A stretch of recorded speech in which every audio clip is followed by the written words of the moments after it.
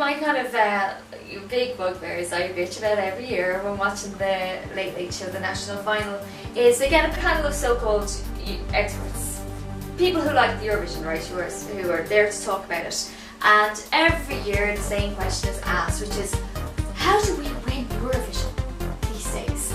And the answer is always from every single person on the panel. So it's, well, now no one knows how to win Eurovision, you know, because between, you know, tele-voting and between all the Eastern Bloc voting for each other, and they go into this big kind of rant of how no one knows how to win Eurovision. Now what bothers me about this is that this is like the people essentially who are running our national final. I'm not saying just the panel of experts, it goes deeper than that.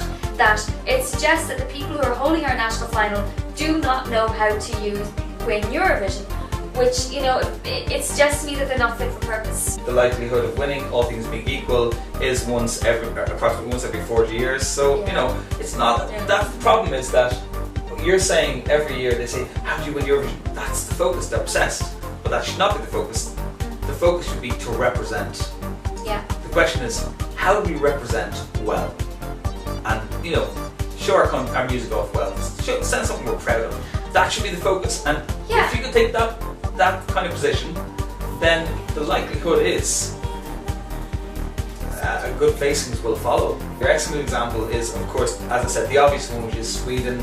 They've put a national final in place, which is like, it's a beast. It's unbelievable. Awesome. If you go over to Stockholm in March during Melody Festival time, it's everywhere. It's like a fever. The chart will be full of Melody Festival songs after the event.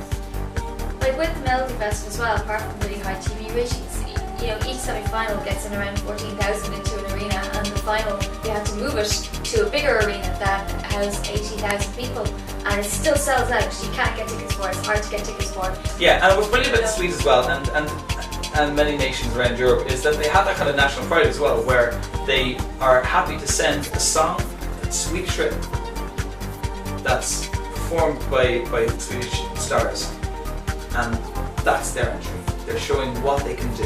It would be great if Ireland could take a similar kind of approach, where they have a definite music event made out of the national final each year, and that showcases writers and artists from Ireland, shows what Ireland do well. Now, actually that brings me to a point, interestingly enough, if you look at the last 6 years, 5 out of our last 6 Eurovision entries have been primarily Scandinavian written, which is an interesting one. I find it kind of weird, but it just kind of shows how we're kind of at a loss and looking for an identity, and there seems to be a lack of faith in like our domestic writers and performers, that we're looking to kind of import talent. If Ireland were brave, if RTE were brave enough to go with a dedicated national final and try it out for at least a 5-year period, even if it produces poor results, and stick with it, that the domestic event itself would grow, would flourish, and that in itself would be a win, regardless of any Eurovision result. I agree. I corresponded back and forward with one of the members of the Irish delegation just about this kind of stuff. It was a few years ago. It was around 2007, 2008, that kind of time. I sent a few emails back and forth. I emailed back the whole lot, putting forward these similar ideas actually about how we should have a dedicated national final. And one of the responses I got back was that there wasn't enough interest in Ireland to justify that. But what would I think would be a strong argument in favour of putting a national final in place, it would be stuff like that when Eurostar was used as a Eurovision vehicle back from 2003 2005. The Eurosong final was up there. It was the most viewed programme of the year. It was like a rating sponge. It was unbelievable. However, in 2006 onwards, when Eurostar lost the Eurovision connection, it kind of lost interest, lost the public. The public weren't as skilled about it, and eventually had to be axed. You know, so that says something. And also you have, like, I mean, the media do try to be cynical and kind of laugh at the Eurovision, but they're kind of echoing just what's coming from the UK, because that's what we do.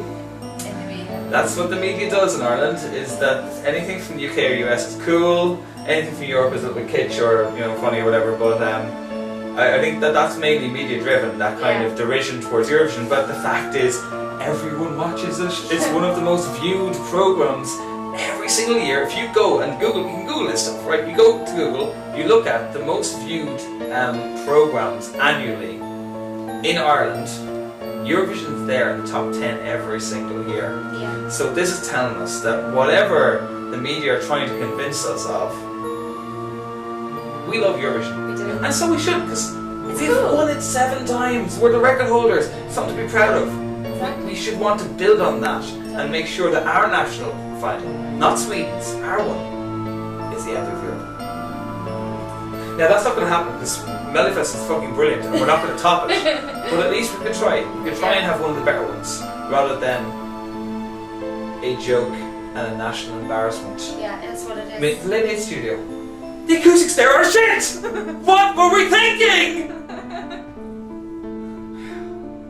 Anyway, calm the ocean. Calm the ocean.